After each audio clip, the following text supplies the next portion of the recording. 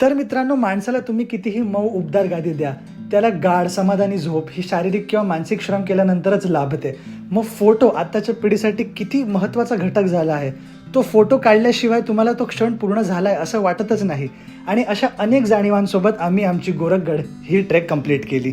अजून एक मित्र होता आमचा, ज्याचा तोंडाचा पट्टा तर भरपूर चालत होता, पण त्याचे पाय काय चालले नाहीत या पॉईंट पुढे. तर मित्रांनो, हाच तो पॉईंट जिथे तुम्हाला तुमच्या खालच्या भागात किती खाज आहे हे कळतं. या पॉईंटला थोडी भीती, थोडा उत्साह, थोडं ॲड्रेनलिन रश हे होतंच. पण अगेन, जितका थरारक हा चढ व्हिडिओमध्ये दाखवला जातो तितका तो थरारक नाही आहे. कारण की ज्या तुम्ही शिड्या बघतायत तिथे खाच आहेत, सो तिथे तुम्ही तुमचा हात अडकवून वरती चढू शकता. आणि जेव्हा तुम्ही त्या छोट्या भीतीच्या क्षणावरती मात करता तेव्हा तुम्हाला गोरखगडाच्या माथ्यावरून असा काहीसा व्ह्यू दिसतो. हा आहे मच्छिंद्रगड, जो एकदमच छान दिसतो. गोरखगडाच्या माथ्यावर भव्य पसरट अशा झाडाखाली छोटंसं शंकराचं मंदिर आहे, जिथे एकदम प्रसन्न वाटतं.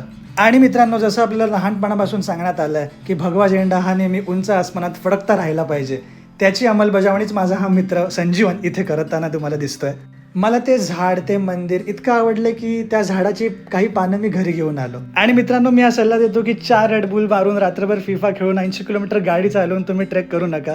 ट्रेक संपल्यानंतर तुमचा मेंदू हा विश्रांती घेतो आणि तुमच्यामधला जो बावळट मुलगा असतो तो बाहेर पडतो आणि असं काहीसं दृश्य बघायला भेटतं. मग आणि मित्रांनो, काय सांगू तुम्हाला ती फिलिंग. आम्ही माथ्यावरती पोचल्यानंतर आम्हाला डोंगरांच्या पाठून सूर्योदय पाहायला मिळाला. मग थोड्या वेळानंतर वारा देखील सुरू झाला, सो त्याची एक वेगळी मजा होती. मग मी मस्त शूज काढून पाय ताट ठेवून झोपून मस्त सूर्योदय बघत होतो. ती एक खूप भारी फिलिंग होती. मग ऑफकोर्स फोटो तर झालेच पाहिजेत, त्यात एक वेगळी मजा. एवढं सगळं असूनही थोडा एक तो अनहॅपीनेसवाला फ्लेवर येतोच, पण चालायचंच, तेवढं तर ठीकच आहे.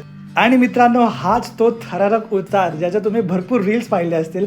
आणि टू बी व्हेरी ऑनेस्ट, थोडी तर फाटतेच इथे. मी हा उतार शिड्यांकडे तोंड करूनच उतरलोय, पण मला अधूनमधून तो थ्रिल पाहिजे होता म्हणून मी खाली वाकून थोडं थोडं बघत होतो. पण या पार्टमध्ये मजा येते भाई.